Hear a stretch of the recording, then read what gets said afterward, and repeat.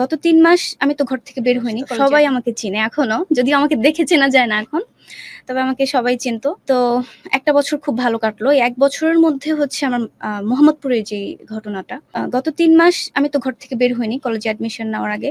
যা করেছে বাবা। মারিয়া, বেশি ঠান্ডা লাগছে? আমি কি এসিটা একটু বাড়িয়ে কমিয়ে দিব? একটু কমিয়ে দিলে ভালো হয়। আচ্ছা, টেম্পারেচারটা একটু আমাকে রিমুভ করুন। আপনি বলুন। এই ৩ মাসে আমি একটা জিনিস নোটিস করি যে একটা ছেলেকে নিয়ে খুব কথোপকথন হয়। আপনাদের ক্লাসে? ক্লাসে না, বাসায়। বাসায়? বাসায়, এলাকাতে বা আমার ওখানে যাওয়ার পরে ২-৩ টা ফ্রেন্ডও হয়, মেয়ে ফ্রেন্ড। বাসার আশেপাশে। তো ওদের কাছ থেকেও প্রায় একটা ছেলের কথা শুনি যে তবে ভালো কিছু না। ছেলেটা এমন তেমন ভালো না, এরকম করে বেড়ায়, ওরকম করে বেড়ায়, অনেক খারাপ কিছু। এরকম মানে ওরকম মানে এলাকায় ঝামেলা করে বেড়ায়? এলাকায় ঝামেলা করে, যেকোনো মারামারি ঝামেলার মধ্যে ওনাকে পাওয়া যায় বা অনেক কিছু। তো আমি যখন কলেজে ভর্তি হই তো কলেজে ভর্তি হওয়ার পরে যাওয়া আসাটা যখন শুরু করি যেহেতু আমার মোহাম্মদপুর থেকে মানিকগঞ্জ যেতে হতো কলেজে, আমি ২ ঘন্টা আগে সময় নিয়ে বের হয়ে যেতাম হাতে। তো সকাল ৭টায় বের হতাম যেহেতু আমার ৯টায় ক্লাস। তো আমি কয়েকদিন গেছি, কোনো সমস্যা হয়নি। তারপরে মাসখানেক পরে আমি একটা জিনিস দেখলাম যে একটা ছেলে মনে হয় আমাকে ফলো করছে। এটা আমার কাছে মনে হলো। বা আমি যাচ্ছি, আমার সামনে দাঁড়িয়ে আছে, অপর লোকে তাকিয়ে আছে, এরকমটা। তো আমি এটা অ্যাভয়েড করে আমি চলে যেতাম। তো এক সময় দেখলাম যে একটা ছেলে, একদিন আমি কলেজে যাচ্ছি সকাল ৭টায়। ওই সময় একটা ছেলে আমি হাঁটছি, সে চায়ের দোকানে বসেছিল, সেখান থেকে দৌড়ে এসে আমার সাথে হাঁটা শুরু করেছে। আমি হাঁটছি, সেও হাঁটছে, কিন্তু কোনো কথা বলছে না। কিন্তু আমি তার দিকে তাকানোর পরে দেখলাম যে সে হাসছে, কিন্তু সে আমার দিকে তাকানো না, তাকায়নি। তো আমি জোরে জোরে পা চালালাম। তো তার একটা পরিচিত লোকের সাথে তার দেখা হয়ে যায়। সে ওখানে আটকে যায়, আমি গাড়িতে উঠে যাই তাড়াতাড়ি করে। Tripti, thank you so much for joining us. Thank you Tripti, thank you so much.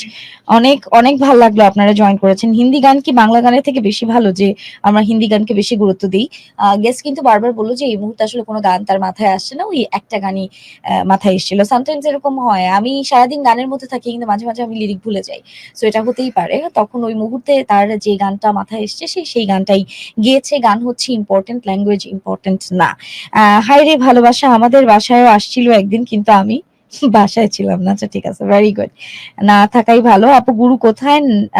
গুরু আসছে, একটু অপেক্ষা করেন। কেমন আছেন? রংপুর থেকে আছি। সিনেম্যাটিক মনে হলো শুরুটা। অ্যাবসলিউটলি। এবং জানেন তো যে সিনেম্যাটিক বলেন, নাটকীয় বলেন, জীবন তো আসলে নাটকের চাইতেও নাটকীয়। এবং আমরা সামটাইমস যে নাটকগুলো দেখি সেগুলো কিন্তু মানুষের ব্যক্তিগত বা বাস্তব জীবন থেকেই নেয়া। সো সিনেম্যাটিক লাগাটা খুবই স্বাভাবিক একটা ব্যাপার। এইটা নিয়ে এত অদ্ভুত বোধ করার আসলে কিছু নাই। যাই হোক, আমরা যাচ্ছি বলতে। তারপর? জি আপু। তো তারপর হচ্ছে এরকম ২-১ মাস চলতে থাকে। তো ডিসেম্বরের দিকে, ১৬ ডিসেম্বরের দিকে আমার কলেজে একটা প্রোগ্রাম থাকে।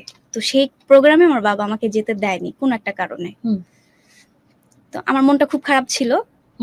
তো তার কিছু ২-৪ দিন আগে থেকেই আমি শুনছি যে এই এলাকাতে একটা কনসার্ট হবে।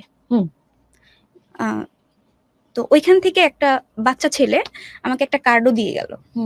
আমি জানি না আসলে কেন দিল বা কে দিল, তখন জানতাম না।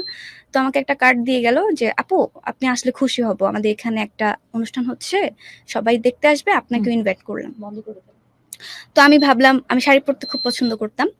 তো আমি ভাবলাম যে কলেজে যেহেতু যাব না, বাসার আন্টিদেরকে নিয়ে যাব কনসার্টটা দেখতে।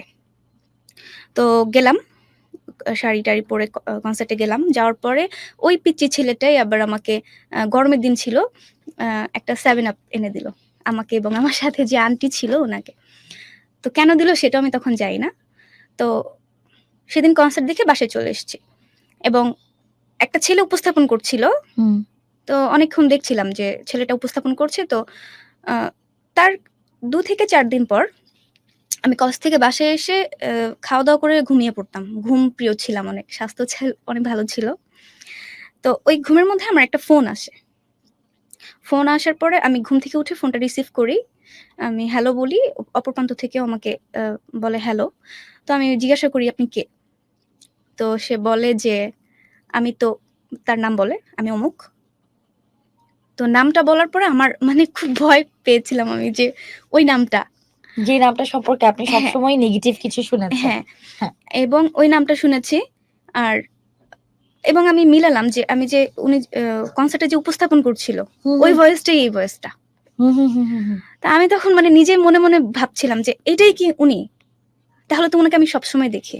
হুম, হুম, হুম, তো আমি হচ্ছে আমার যে ফ্রেন্ডরা ছিল ওদের কাছ থেকে আরকি জানার চেষ্টা করলাম। তো একটা সময় আমাদের বাড়ির পাশের বাড়িতে, আমাদের বাড়িটা ছিল দোতলা। আমরা দোতলায় থাকতাম এবং কোয়ার্টার একটা বাসা আমাদের একদম বাসার অপোজিটে। ওখানে একটা ঝামেলা হয় সন্ধ্যার পরে এবং আমরা ছাদে যেয়ে সবাই দেখতে থাকি যে ওখানে কি হচ্ছে আজ।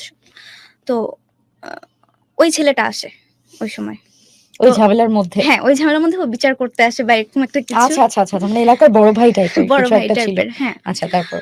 তো আ আমাকে ওই মেয়েটা বলে, আমার ফ্রেন্ডটা বলে, "আপু ওই যে দেখেন, ও তো আসছে।"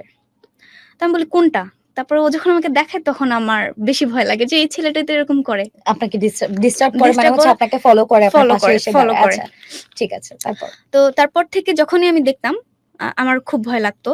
আ একদিন আমি কোচিং শেষ করে আসছি। তো দেখলাম যে ২ টা ছেলের সাথে দাঁড়িয়ে আছে। আ তো ওইটা দেখে আমার হাঁটু কাঁপাকাঁপি শুরু হয়ে যাচ্ছিল। আমি মনে হচ্ছিল মাটিতে পড়ে যাবো। আমি খুব ভয় পেতাম। তো একটা জিনিস খুব ভালো লেগেছিল পরবর্তীতে আমার তার সাথে এই যে ফোনে যে কথাটা, সে আমি তাকে অনেকবার নিষেধ করেছি। কিন্তু ১.৫ বছর সে আমাকে এরকম ফোনে কনট্যাক্ট করেই গেছে। আমি নিষেধ করা সত্ত্বেও একাধিক নাম্বার থেকে। হুম, কতগুলো হুম, নাম্বার সেটা আমি হুম, জানি না। হুম, হুম। তো এরকম সে আমার সাথে কথা বলতে থাকে। তবে আমি তার সাথে খারাপ ব্যবহারে যাই না। এজন্যই যাই না যে আমরা এলাকাতে নতুন। তাছাড়া তার এলাকাতে এরকম রেপুটেশন। রেপুটেশন, তো যেকোনো একটা কিছু ঘটে যেতে পারে। তো হুম। আহ এজন্য আমি তার সাথে কখনো খারাপ ব্যবহারে যাইনি। আমি তাকে সফটলি বোঝানোর চেষ্টা করতাম যে, "ভাই আসলে এটা ঠিক না। এটা কখনো পসিবল না।" তার মুখে একটা কথাই ছিল, "আমি তোমাকে ভালোবাসি।"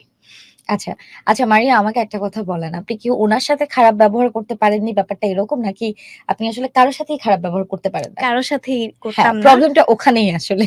কারণ হচ্ছে আপনি নিজেই বলছিলেন এই মানুষটার ব্যাপারে আপনার কোনো অনুভূতি তখন কাজ করেনি। না। তাহলে খারাপ ব্যবহার বা দুর্ব্যবহার করতে পারাটাই স্বাভাবিক। তার মানে এমনটা দাঁড়ালো যেহেতু আপনি ঐরকম দুর্ব্যবহার করতে পারেননি, তার মানেটা এটা দাঁড়িয়েছে যে আপনি আসলে কারো সাথেই খারাপ ব্যবহারটা করতে পারেন না। জি, এরকম নরম সরমে। জি। আচ্ছা, মানে আমার মা-বাবাও এরকম। আচ্ছা। তাদের symptom টা আমার মধ্যে আছে।